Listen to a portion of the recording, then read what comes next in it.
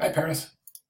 I was just reading your writing. Thank you so much for including that and giving us an idea of where your concept lie in its origin. Thank you. Let's go ahead and jump over to the composition. Now, you said you want these kind of summer colors. I think this is overdoing it a little bit. I do, and let me explain why.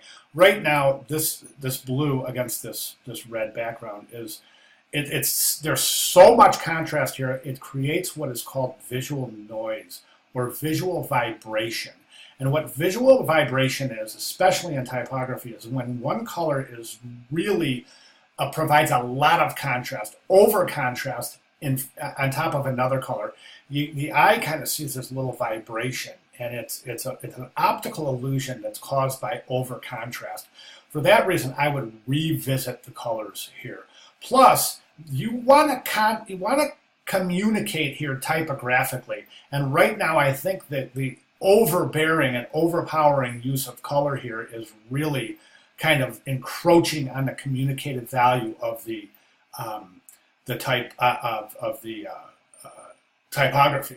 Now you want to, and the typography is good. I think the layout is good. There's a couple of things I'm going to recommend, but I wouldn't recommend this orange, red to orange gradient. I would just go with this orange background. I think that'll be fine.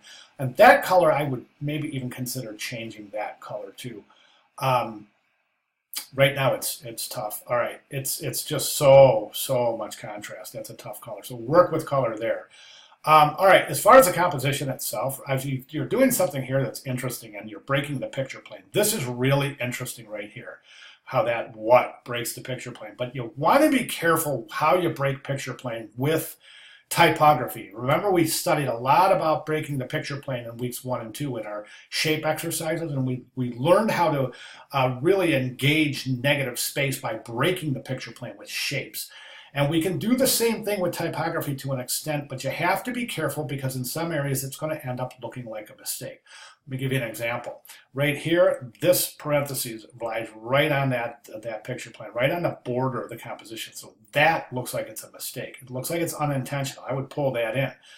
As a matter of fact, what you can do here is use that outer, when you set the grid on this template, there's that outer kind of buffer area. You can use that as kind of a frame and use that to break your picture plane instead of the actual composition itself. So in other words, this right here would be your new left margin. So that parentheses would rest right there. This can still, go right off the page because it's not impeding on any readability or legibility or meaning whatsoever, right? So that's fine. Up here, I would also be careful up here. Hang on one second. Okay, up here you want to be careful too because this is so close to the top of this picture plane here that this almost looks like an F, right? And this almost looks like an I. This almost looks like it says flip-flop. And you can imagine now if I bring this over here and let's just do this, okay? And I'm just gonna emphasize this. Okay, that looks like flip-flop, right? And it's an illusion, but it's based on the typeface that you've chosen as well as the fact that it's so close to the top of the picture plane. I would not use that typeface. I think it's really difficult to read. Plus, you don't want it to be mistaken with flip-flop.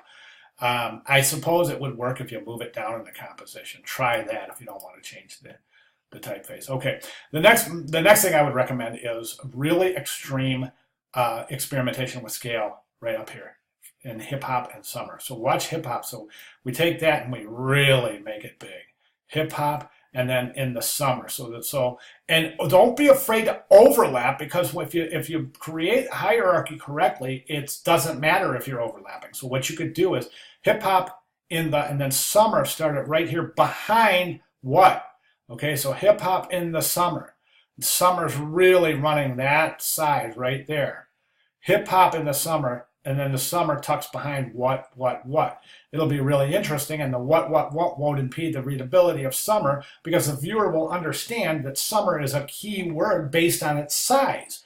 Okay, so this small what is not going to interfere with summer, even if summer is tucked behind there. a little bit. So if the S comes right through there, okay? See what I'm saying?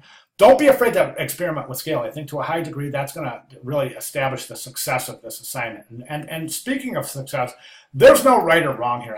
What I want you guys to do, and you've done a really great job here because you're experimenting, and that's what I'd like to see in this assignment. I really want you to experiment, break your comfort level, do anything but center alignment, because a lot of students are going to do center alignment in this assignment. And that's just kind of default what students tend to do. Before you really start studying typography, I think it's a natural and logical to want to center align things. Okay, but as we learned, center alignment does not engage negative space, and it's quite often not the most interesting way to compose a composition. All right, so those would be my recommendations, Paris. Great start, great explanation, good written rationale.